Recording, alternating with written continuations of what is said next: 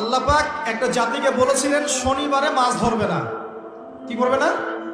শনিবারে মাছ ধরবে না। বনু ইসরাইল। বনু ইসরাইল কারা জানেন তো? কারা? হ্যাঁ, ইয়াকুব আলাইহিস সালামের বংশধর, কিন্তু প্রকৃতপক্ষে ইহুদি বলা হয় কাদেরকে? যারা মুসা আলাইহিস সালামের কওম। আর নাসারা বলা হয় কাদেরকে? যারা ঈসা আলাইহিস সালামের কওম। ঠিক আছে? তো এই বনু ইসরাইলের মধ্যে একটা কওম ছিল যাদেরকে আল্লাহ পাক বলেছিলেন যে শনিবারে মাছ ধরো না। ওরা তো বেশি চালাক, শনিবারে মাছ না ধরে একটা বাদ দিয়ে রাখছে, শনিবারে মাছ ধরবো না, মাছগুলো আগে আসুক, এখানে আটকা থাকবে, পরে ধরবো। এই একটা সীমা লঙ্ঘন করার কারণে আল্লাহ পাক সূরা বাকারার মধ্যে বলছেন যে আল্লাহ পাক ওই জাতিটাকে বানর বানিয়ে দিয়েছে।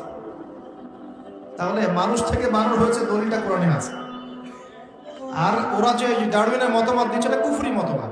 কেউ